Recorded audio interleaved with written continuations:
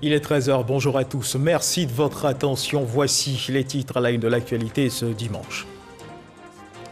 Fin de la mission d'échange et de partage d'expériences entre le ministère de l'Éducation nationale de l'alphabétisation de Côte d'Ivoire et celui de l'Éducation nationale du Sénégal. La ministre Mariatou Koné s'est réjouie des bons résultats de cette mission au Sénégal avec de bonnes observations qui aideront à l'amélioration continue du système éducatif ivoirien.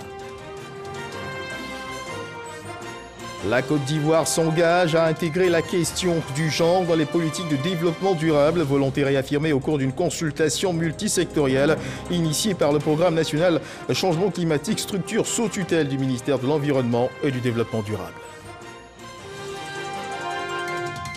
Aux Philippines, un avion militaire s'écrase après avoir manqué la piste d'atterrissage dans le sud de l'archipel. Avec 92 personnes à bord, au moins 29 personnes ont été tuées et 50 blessés. C'est ce qu'a annoncé le ministère de la Défense. Voilà pour l'essentiel.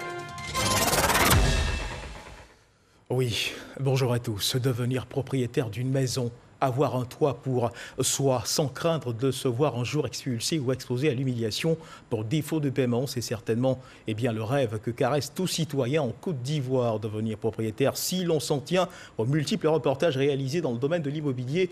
Mieux du bâtiment n'est pas aisé. D'ailleurs, en Côte d'Ivoire, seulement 20% de la population habite leur maison. 80% d'Ivoiriens sont des locataires, des chiffres qui parlent haut et fort. De multiples programmes et initiatives ont été engagés afin de permettre aux Ivoiriens d'acquérir un logement dont ils seraient les propriétaires. Mais voilà, il semble que le bout du tunnel soit encore loin, car beaucoup reste encore à faire. Les attentes sont nombreuses, les réalités sur le terrain contrastent parfois avec les attentes des populations. L'atteinte de ces objectifs ne saurait devenir une réalité sans la contribution des promoteurs immobiliers professionnels incontournables du secteur. En quoi consiste donc l'apport des promoteurs immobiliers dans l'atteinte de ces objectifs? Voici la question principale autour de laquelle graviteront nos échanges avec M. Siriki Sangaré, président de la Chambre nationale des promoteurs et constructeurs agréés de Côte d'Ivoire. M. Siriki Sangaré, bonjour et merci d'être avec nous ce 13 h.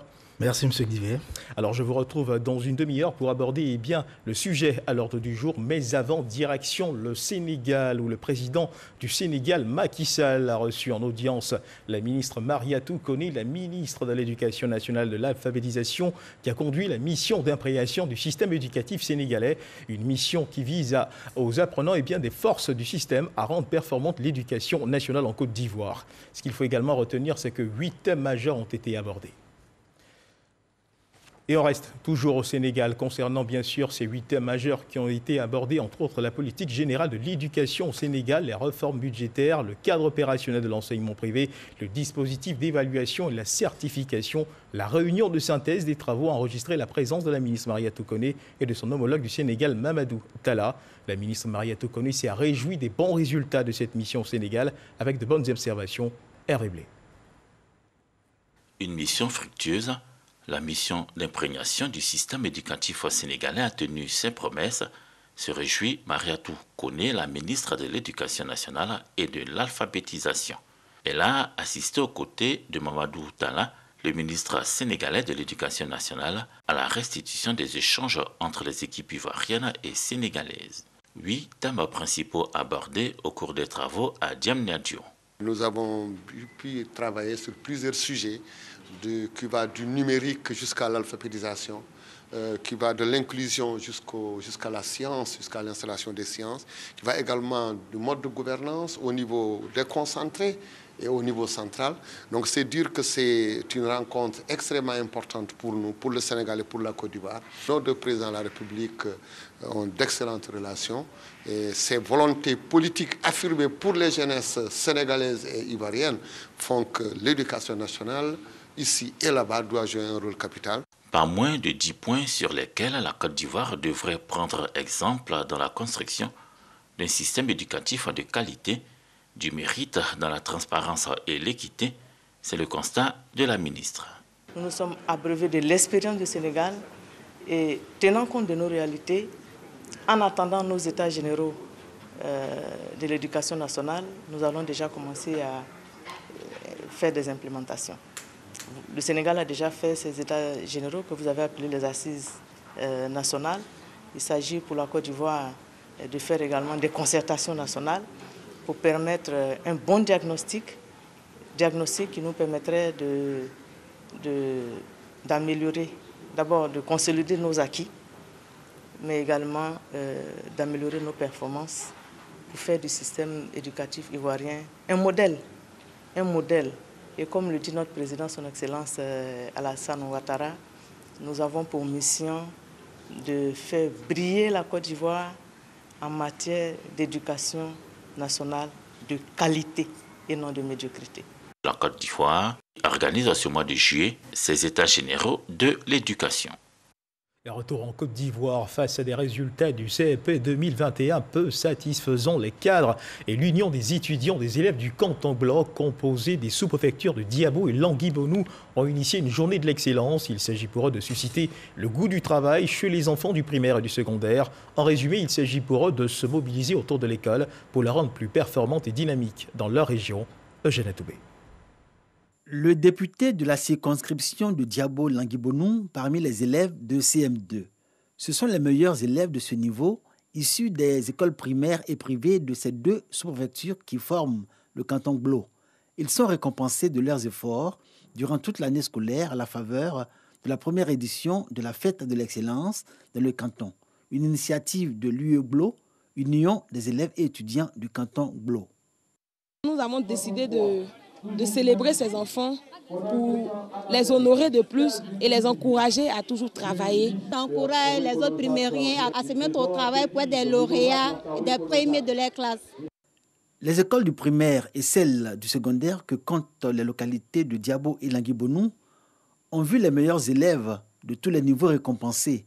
Un encouragement à continuer dans cet élan et une invitation aux autres élèves à redoubler d'efforts afin que l'école dans le canton Glo gagne en performance et en efficience. Selon les autorités éducatives de la région de Gbeke, dont font partie Diabo et Languibonou, l'école dans cette partie de Gbeke est malade de ses infrastructures, malade aussi de ses mauvais résultats. Le taux de réussite au CEP cette année est de 21,64% contre 52% au plan national. Derrière la célébration de l'excellence, l'engagement des filles, fils et cadres du canton Glo a apporté à l'école dans cette région une nouvelle dynamique. L'excellence, c'est quelque chose de plus important. Il fait promouvoir les élèves et toutes les choses dans tous les domaines d'activité. Il dit excellence, dit développement, parce qu'aujourd'hui, le boulot est en marche. Nos enfants n'ont plus le niveau qu'il faut. Ce que nous demandons, c'est la formation. C'est de suivre véritablement les enseignants dans leur travail. En faisant cela, je pense que nous allons atteindre les objectifs que nous voulons maintenant. C'est une mobilisation autour de l'école dans le canton Glo, traduite dans l'adhésion des populations et cadres à la vision de l'UE Glo. Le député Assaoré Conan Jacques, parrain de la fête de l'excellence, au cadre de l'administration et plusieurs fois récompensé au plan national, et le sous-préfet de Diabo rappelle que l'école doit être la fête de tous. Enseignants, élèves et parents sont appelés à jouer leur rôle pour une école de qualité et de valeur. Dans ce village-là, l'école n'est pas construite. En fait, c'est encore avec des pailles. Il y a plus qu'urgence. Nos félicitations à la communauté éducative qui, malgré les infrastructures qui ne suivent pas, font main et pieds pour avoir les résultats que nous connaissons. Je lance un appel à tous les cadres pour qu'en union, en synergie, nous puissions faire en sorte que notre zone, notre région sorte de cette léthargie et que les niveaux scolaires, les résultats scolaires que nous avons soient les meilleurs possibles. Par l'école et avec ses cadres, le canton Glo, qui compte 78 villages et 2 sous-préfectures, veut atteindre le progrès et le développement. C'est le pari aujourd'hui de l'Union des étudiants et élèves du canton Glo, vivier des cadres Glo de demain. Un événement heureux a été célébré, la 3, le dernier né de la radiodiffusion ivoirienne, radio-télédiffusion ivoirienne, la RTI, à 1 an. La première bougie de ce bébé a été célébrée et les responsables de la chaîne s'engagent à donner plus de satisfaction aux téléspectateurs. Godefroy Okambawa. La 3, à 1 an. 1 an, au service des férus du sport et de la musique. Ce que j'aime chez la 3, c'est l'émission Plus Polémique, avec la venue des artistes et puis le fait que tout le monde puisse parler librement. C'est très agréable, c'est assez simple, c'est pas formel, c'est assez informel. Et ça rend la télé plus agréable. 1 an déjà que la 3 s'est engagée dans une démarche de qualité dans ses productions. Satisfait des téléspectateurs encore plus exigeants dans un espace concurrentiel. On espère que ça continue déjà et puis que le public apprécie par rapport au travail parce qu'il y a eu beaucoup de boulot qui a été fait, il y a eu beaucoup de boulot. Et j'espère surtout que les gens comprendront qu'aujourd'hui, il faut une chaîne comme la 3 pour les jeunes. Bon anniversaire la 3. 3 fois plus de sport et de musique, la 3 entre désormais dans une autre dimension. Les responsables de la chaîne entendent œuvrer dans cette dynamique afin de maintenir la place de leader du groupe RTI dans l'espace audiovisuel ivoirien. Dans notre métier, il faut continuer d'avancer. On ne va pas dormir sur nos lauriers. On est bien conscient que la 3 aujourd'hui est dans le cœur de la jeunesse ivoirienne et africaine. C'est une chaîne un peu décalée qui a décidé de casser un peu les codes de la télévision. On va rentrer dans une autre dimension. Mais tout ça, c'est pour faire plaisir aux téléspectateurs, aux internautes, à la jeunesse, parce que nous les écoutons. Nous voulons que la 3 soit le reflet de la jeunesse ivoirienne. À l'occasion de ce premier anniversaire, représentant Fousseni Dambélé, directeur général de la RTI, Denis Messan a rassuré de la volonté de la direction générale à œuvrer davantage pour l'amélioration des programmes et des conditions de travail. C'est le 15 février 2020 que feu le Premier ministre Amadou Gon Coulibaly lançait officiellement le démarrage des programmes de la 3.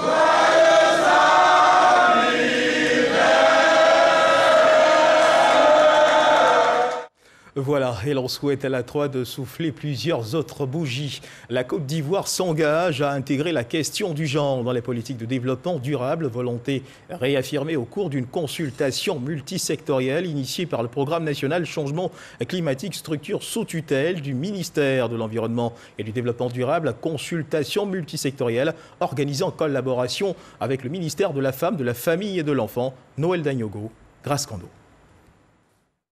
Comment intégrer le genre dans le développement durable dans un contexte des changements climatiques? Le ministère de la Femme, de la Famille et de l'Enfant et celui de l'Environnement et du Développement durable s'engagent avec les autres acteurs multisectoriels pour ensemble apporter une réponse à cette question dans le cadre d'un dialogue national structuré. Il est observé de façon empirique et scientifique que les femmes vivent différemment ces situations que les hommes. Cette initiative de collaboration avec le ministère de la Femme, de la Famille et de l'Enfant, qui œuvre à la promotion du genre, vise à renforcer notre synergie d'intervention stratégique et opérationnelle. Le réchauffement climatique a des effets néfastes sur les populations et plus particulièrement sur la femme et son autonomisation. Les représentants des deux ministères l'ont relevé. Ils soulignent la nécessité du dialogue national sur le lien entre le genre et les changements climatiques. Une action qui garantit le leadership de la femme pour le développement de la Côte d'Ivoire. En souhaitant que, bien entendu, les travaux soient poussés encore plus pour voir que dans ce domaine spécifique, comment faire en sorte de mieux préserver aussi l'environnement, qu'il faut peut-être penser aujourd'hui à substituer l'utilisation par exemple du bois de chauffe et du charbon qui sont des facteurs de déforestation et prendre une autre énergie beaucoup plus, moins polluante pour la planète. Le dialogue national structuré sur le lien entre le genre et les changements climatiques sera formalisé par la signature d'une convention entre le ministère de la Femme, de la Famille et de l'Enfant et le ministère de l'Environnement et du Développement durable. Mesdames et messieurs, il faut continuer de rester vigilant. La Covid-19 continue de sévir en Côte d'Ivoire. Chaque jour, de nouveaux cas sont enregistrés à suivre l'évolution de la maladie dans notre pays.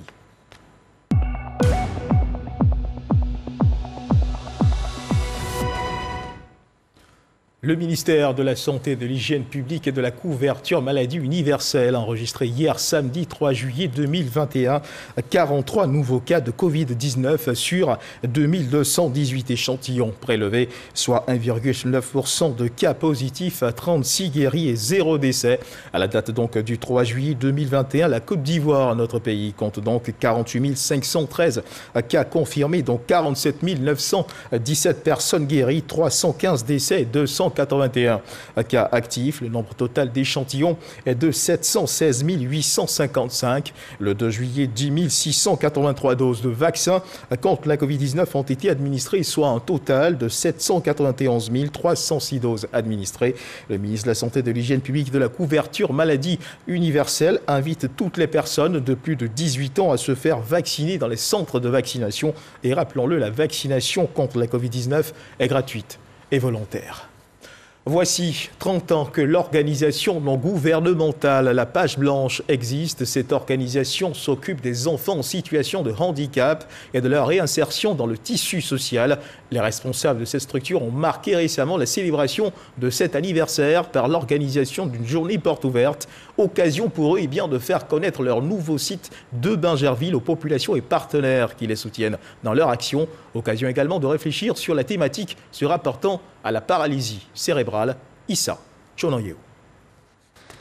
Depuis 1991, l'ONG La Page Blanche œuvre à la création des conditions propices au développement de l'enfant portant un handicap et de sa réinsertion socio-professionnelle en Côte d'Ivoire. Pour marquer ce 30e anniversaire, une journée porte ouverte est organisée.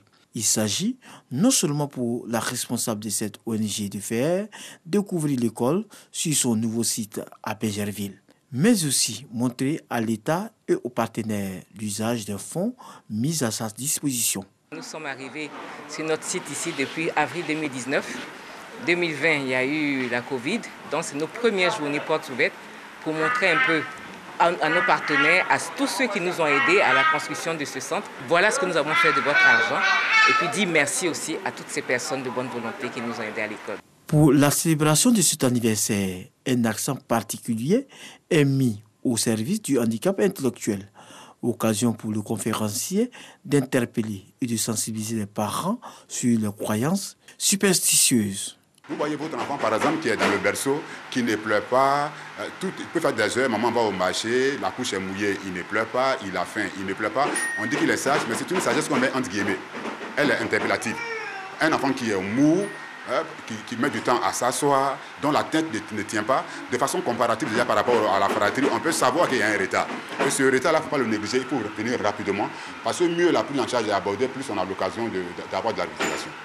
Les visiteurs reconnaissants à l'ONG encouragent les responsables à poursuivre leurs efforts dans l'éducation de ces enfants à handicap. Je suis contente qu'il y ait des lieux qui s'occupent de ces enfants dont on ne veut pas dans nos sociétés, surtout nos sociétés africaines.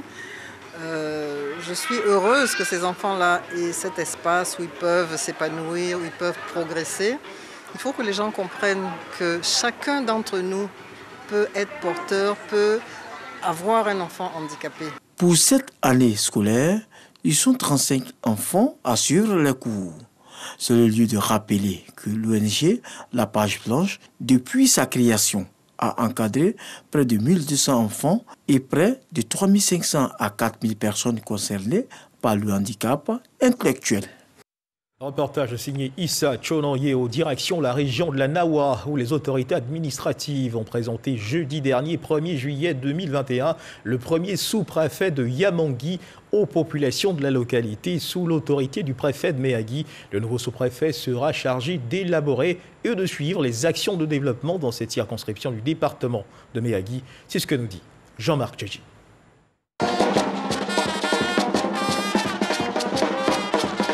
Les 110 000 habitants de la localité de Yamangui célèbrent dans l'allégresse l'arrivée de Mbrou Ndepo, premier sous-préfet de la circonscription.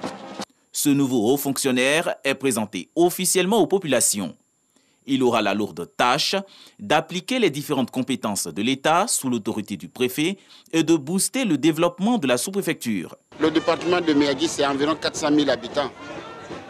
On a encore besoin d'autres structures d'autres entités, les sous-préfectures, on en a encore besoin. Le nouveau sous-préfet a exhorté les fils et filles de la localité de Niamangui à l'union et à la cohésion sociale. Nous attendons de la population une franche collaboration pour qu'ensemble nous puissions vraiment tracer les sentiers de développement de la sous-préfecture de Niamangui. Le sous-préfet est un acteur de développement. Donc il faudrait que femmes, jeunes et tout le monde se mettent autour de lui pour pouvoir porter le développement à la jeune sous-préfecture de Niamangui. Érigée en sous-préfecture en 2010, Niamangui compte à son actif 25 villages, tous issus du département de Méagui et de la région de l'Anawa. Voilà, les populations heureuses de recevoir leur sous-préfet. La caravane du prix Bénédicte Kakou Diagou a fait une escale dans la capitale politique Yamoussoukro. Le 21 juin dernier, plus de 1000 jeunes des lycées, collèges et grandes écoles de Yamoussoukro ont pu aller au contact de cette caravane. Ces jeunes ont été instruits sur le concours du jeune entrepreneur de l'année édition 2021. Walter Amadou Ouattara. Après Korogo, le comité d'organisation du prix Bénédicte Janine Kakou Diagou, BJKD, échange avec les jeunes de la capitale politique. Ils sont issus des lycées, collèges et grandes écoles de Yamoussoukro. Cette caravane de la 4e édition du prix BJKD a permis d'expliquer à 1 millier d'invités les motivations du concours du jeune entrepreneur de l'année. Pour 2021, 4 lauréats, promoteurs de meilleurs projets dans la protection de l'environnement, de l'innovation technologique, de la santé et de la culture, obtiendront des financements allant de 5 millions à 25 millions de francs CFA. Un appui qui vise à rendre les bénéficiaires âgés de 18 à 40 ans autonomes ou aider les personnes aux initiatives entrepreneuriales déjà en marche à améliorer leurs capacités de production. Nous avons par exemple le premier lauréat de la toute première édition qui est Sylvain Kouakou, qui avait commencé lorsqu'il a été lauréat et qu'il a reçu son chèque et qu'il a été accompagné par nos partenaires qui avaient à peine 2 ou 3 personnes dans son entreprise. Aujourd'hui, il en est à 40 personnes dans son entreprise. Donc c'est vraiment un prix qui a de la résonance. C'est un prix qui aide beaucoup à réduire le déficit même de l'employabilité des jeunes. Le public cible, c'est une opportunité à saisir. Je compte postuler peut-être créer une imprimerie dans le cadre du numérique pour la publicité au fait. Ces imprimeries, il n'y a pas assez dans la ville de Yamoussoukro. Je repars toute heureuse parce que je veux me lancer pour peut-être être la gagnante et avoir ma propre entreprise. La particularité de cette 4e édition, outre la Côte d'Ivoire, le concours s'ouvre aux 7 autres pays de la zone UEMOA. Le ministère de la Femme, de la Famille et de l'Enfant a initié en partenariat avec le système des Nations Unies des organisations non gouvernementales des réflexions sur les actions de lutte contre les violences basées sur le genre. L'institution veut à travers ce colloque renforcer le cadre de collaboration entre tous les acteurs contre les violences basées sur le genre. Jenny Babini, Jean-Marc Djadji. 40 organisations autour d'une table ronde pour lutter contre les violences basées sur le genre, VBG.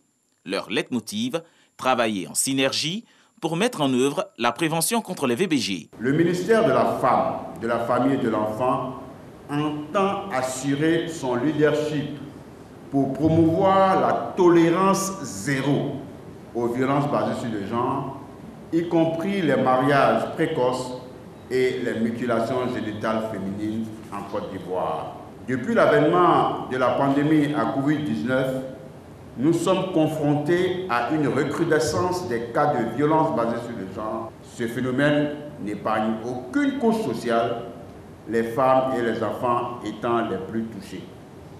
À l'occasion de cette rencontre, les acteurs de la lutte font le bilan des activités menées. Sensibiliser les populations sur ce phénomène reste la priorité des participants. Nous sommes dans un processus et beaucoup de choses ont été faites. Mais il faut dire qu'il y a le défi qu'il faut relever. Il faut parfaire ce qui a été fait par la police et améliorer les conditions de travail dans la prise en charge des personnes survivantes de VBG.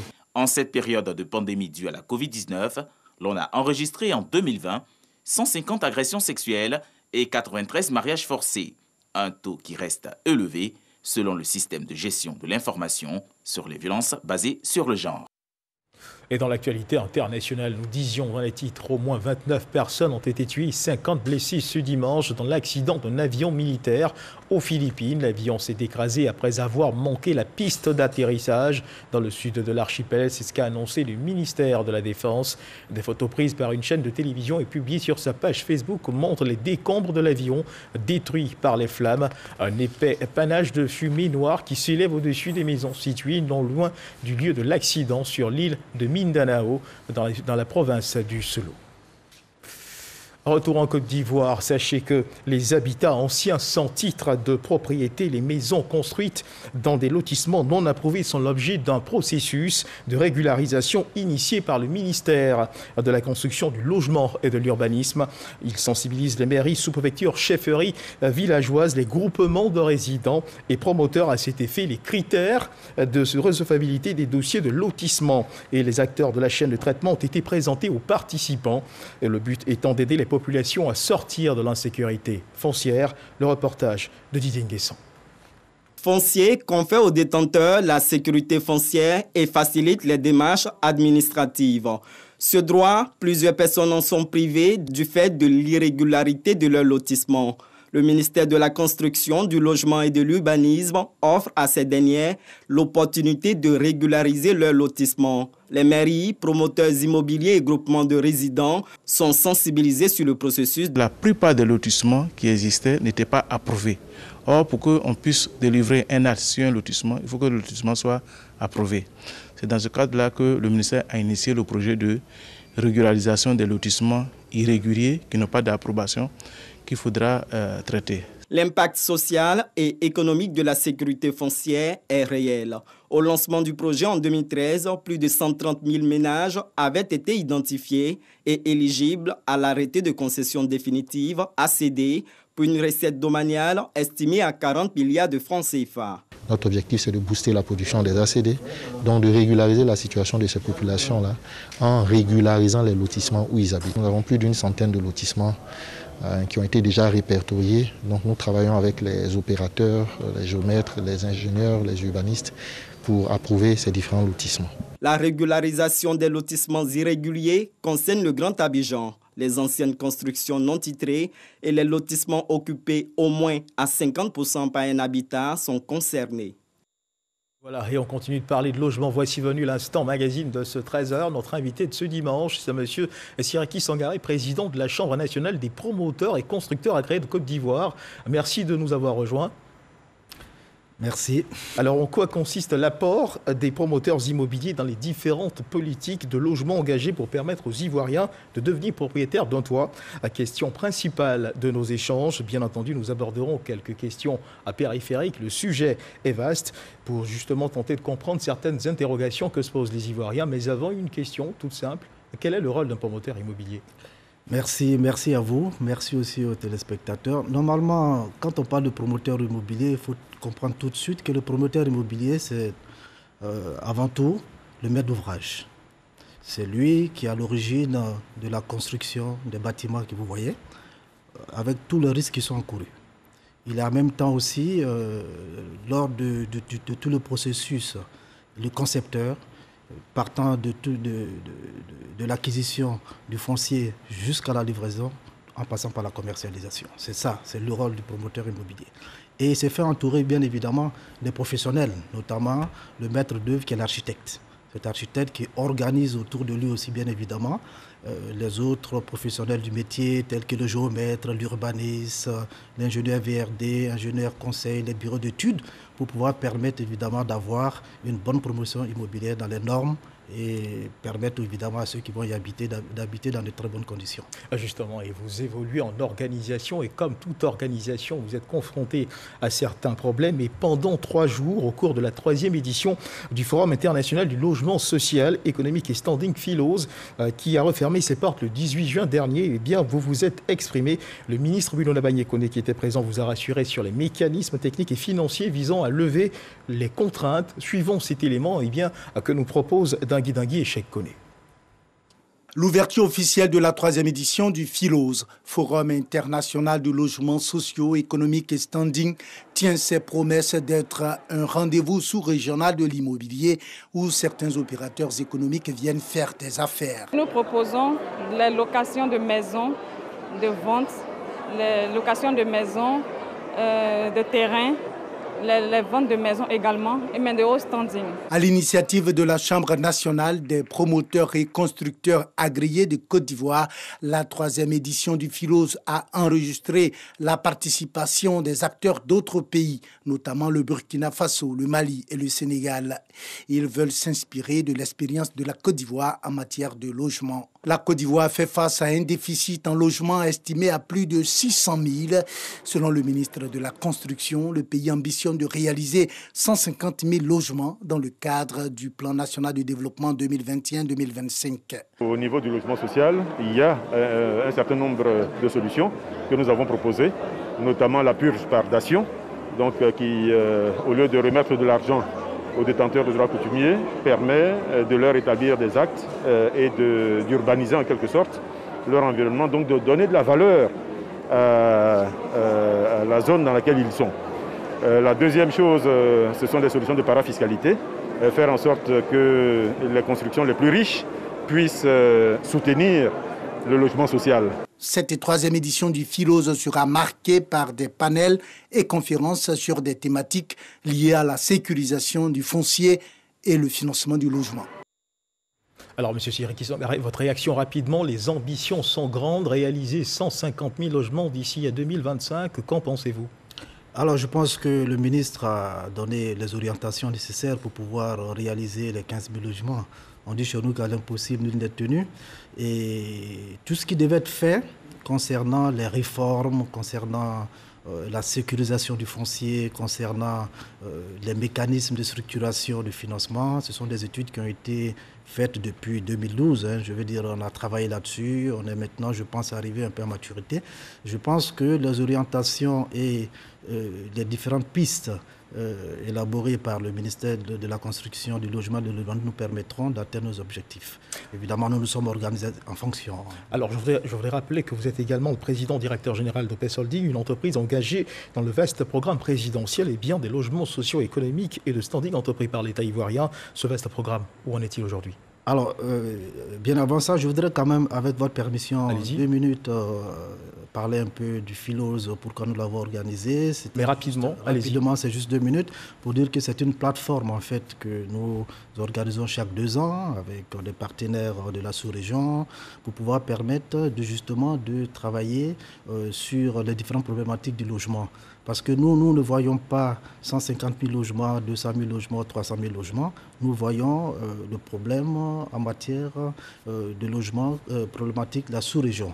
Notre problème aujourd'hui, c'est comment résorber 3 500 000 logements dans la sous-région. C'est-à-dire que vous allez au-delà des prévisions on va au-delà de la Côte d'Ivoire. Il y a le Mali qui a un besoin de logement. Il y a le Sénégal qui a un besoin de logement, il y a le Burkina Faso, le Niger, ainsi de suite. Nous sommes dans une zone de libre-échange de l'UEMOA. Nous avons les mêmes problèmes. Donc ensemble, nous devons travailler là-dessus pour qu'on puisse résorber. C'est pour ça que je parle de 3 500 000 logements. Vous savez, d'ici un certain nombre d'années, d'ici 2025, nos villes seront à 600 millions quand même d'habitants. Si nous ne prenons pas aujourd'hui le devant, et si nous ne nous battons pas pour que nous puissions ensemble résorber ce déficit, on va se retrouver tôt ou tard dans des problèmes. Il y a 75% quand même de la population qui est jeune. Et si nous ne nous mettons pas tout de suite au travail pour créer tout ce qui est lié au contour des logements, des emplois, on va se retrouver évidemment tôt ou tard dans des problèmes. C'est ça l'objectif en fait du FILOS, c'est de permettre de travailler sur tout ce qui est problématique du logement. Et on l'a bien compris, et justement, cette politique de logement social, revenons à cette question lancée par le gouvernement ivoirien, où en est ce programme aujourd'hui ? Alors, je vais juste rappeler que le programme a été lancé en 2012-2013 et l'ambition de l'État de Côte d'Ivoire, c'était de réaliser au départ 60 000 logements et par la suite 150 000 logements. Alors, j'explique toujours que un logement, c'est l'aboutissement de tout un processus. Il faut d'abord travailler sur la sécurisation du foncier, travailler sur la structuration des financements, l'aide à la fiscalité et tout ça. Donc ça a pris bien évidemment du temps. Le programme, il existe. Il y a eu des difficultés. Il y a eu beaucoup de choses qui nous ont empêchés d'avancer comme on le voulait. C'est d'ailleurs pour ça que nous avons approché le ministère de la Construction, du Logement et de l'Urbanisme et le secrétariat d'État aussi auprès du ministère de la Construction, du Logement et de l'Urbanisme qui est en charge du logement social pour pouvoir travailler sur les nouvelles mesures qui nous permettront de rectifier ce qui n'a pas marché. Vous savez, aucune œuvre humaine n'est parfaite. Il y a eu un engouement certain dès le départ. On s'en souvient. Un engouement certain dès le départ. Je pense que vous vous souvenez, il y a eu les 3 premiers jours lorsque le programme a été lancé, près de 70 000 personnes qui sont venues s'inscrire. L'affluence était totale. L'affluence était totale et donc il faut faire face à ça. Il faut travailler là-dessus pour pouvoir résorber effectivement ce déficit-là qui se chiffre à 600 000 logements. Parlons justement de ces difficultés concrètement. Que s'est-il passé? Alors, les premières difficultés étaient liées d'abord à la sécurisation du foncier. Vous savez, on ne peut pas travailler dans ce programme-là si le foncier n'est pas sécurisé. C'est le premier gage, en fait, c'est par rapport à nos banquiers. Donc là, le foncier doit être sécurisé. Les investisseurs, il faut les sécuriser. Et par la suite, il faut travailler sur une vraie sécurisation, une vraie structuration aussi du financement. Donc il y a eu un blocage, bien évidemment, au niveau du financement. Je vous explique très rapidement. Lorsque le programme a été lancé, il y a eu un engouement, on a tous vu, et il y a eu bien évidemment un tri qui s'est opéré par la suite. Ce tri a permis de sélectionner tout de suite 2 types d'acquéreurs. Les acquéreurs dans le secteur de l'informel et les acquéreurs dans le secteur du formel. Le formel aujourd'hui représente 20%. Il y a 20% des taux de bancarisation. Ça sous-entend que ceux qui ne sont pas dans ces 20%, les 80%, n'ont aucune possibilité d'avoir un prêt auprès des banques. Donc nous avons suggéré bien évidemment la possibilité auprès de nos autorités de mettre en place des mécanismes qui vont leur permettre de minimiser les risques auprès des banques et d'avoir des prêts, notamment des fonds de garantie de l'immobilier. Donc aujourd'hui, je peux dire que le seul facteur bloquant pour la réalisation de ce programme, c'est une bonne structuration financière. Cette bonne structuration financière permettra à ceux qui sont dans le secteur informel de pouvoir être propriétaires de logements à terme si nous réfléchissons ensemble sur la mise en place d'un vrai mécanisme de location-vente. Structuration financière, d'accord, mais on note aussi un certain degré de bonne foi des promoteurs, parce qu'on a aussi enregistré que certains promoteurs ont engagé des constructions sans être détenteurs d'autorisation de construire. Comment cela est possible? Alors, je peux dire d'abord que déjà, pour être promoteur, ça, il faut que nous, on appelle promoteur celui qui a un agrément. Celui qui n'a pas d'agrément n'est pas promoteur. Un promoteur, c'est celui qui a soumis un dossier à la Alors, CAPI. ces promoteurs seraient des brebis galeuses? Non seulement des brebis galeuses, mais de hors-la-loi. Parce qu'il y a la CAPI qui se réunit chaque mois, c'est la commission d'agrément des promoteurs immobiliers qui va plus loin en agréant des programmes immobiliers et chaque mois. Et tous les programmes qui ne sont pas agréés ne sont pas reconnus par l'État. Et tous les promoteurs qui ne sont pas agréés ne sont pas reconnus par l'État. Donc, pour qu'un souscripteur puisse aller vers un promoteur, il faut qu'il se renseigne auprès du ministère de la Construction, à la Direction générale du logement, pour savoir qui sont les promoteurs qui sont agréés. D'ailleurs, je sais que le ministère fait des communications là-dessus chaque mois pour mettre à jour en fait, le programme agréé et les promoteurs agréés. Donc tous ceux qui ne sont pas sur cette liste-là, considérez que ce ne sont pas des promoteurs. Alors à ce jour, peut-on avoir une idée précise du nombre de personnes qui ont souscrit à ce programme et du nombre de maisons qui ont été livrées aux souscripteurs les plus chanceux? C'est vrai. C'est possible. Est-ce qu'il est possible d'avoir ces chiffres? Oui, il est possible d'avoir ces chiffres. Je veux dire déjà, ceux qui ont pré-souscrit, parce que chez nous, c'est la pré-souscription et après la souscription. La pré-souscription se fait au niveau du CPLS, qui est le Centre de promotion du logement social. Je pense qu'on doit être à plus de, quand même, autour de 100 000 quand même, personnes qui se sont inscrites. Mais dans les inscriptions, il y a un tri qui se fait pour voir ceux qui ont la possibilité ou pas, qui respectent les critères, ainsi de suite. Mais malheureusement, je sais c'est la question à laquelle vous attendez, combien de logements qui ont été livrés. Alors, il y a plusieurs sites. Vous avez Bingerville, vous avez Songon, vous avez Bassam et puis d'autres sites dédiés au programme. À Bingerville, il y a 1135 logements à peu près. Songon, nous avons 4069. À Bassam, 2092. Et les autres sites, 4123 à peu près. Donc, il y a à peu près 11 469 logements qui ont été, comme on appelle, sortis des terres. Bien évidemment, c'est très peu par rapport à la demande. À la demande et par rapport à l'ambition. Je disais tantôt que la demande est très forte. Aujourd'hui, nous sommes en train de travailler sur l'offre. Le mécanisme de commercialisation qui est approprié, après toutes les études que nous avons pu faire, c'est la location-vente. Nous savons aujourd'hui que très peu de personnes sont propriétaires de leurs logements. Effectivement. Et au départ aussi, il faut aussi souligner que tout le monde ne peut pas être du coup propriétaire d'un logement. Aujourd'hui, c'est comment constituer un patrimoine privé ou public pour permettre à ceux qui n'ont pas la possibilité d'avoir des prêts tout de suite avec des quantités cessibles très faibles, d'acquérir un logement à terme. Mais dans un premier temps, on peut déjà les loger, donc du locatif. Ce locatif-là permettra de résorber le déficit et ce déficit va se traduire en propriété de maison un peu plus tard pour celui qui aura les moyens de le faire. Justement, alors moi, je pas de location-vente. Justement, moi j'ai envie de vous demander, est-ce que vous tenez compte de la variable sociale? Parce que quand on s'en tient au coût des maisons qui sont proposées, il y a vraiment matière à s'interroger. Alors, on connaît le revenu moyen. Oui, le revenu moyen, nous savons le SMIC.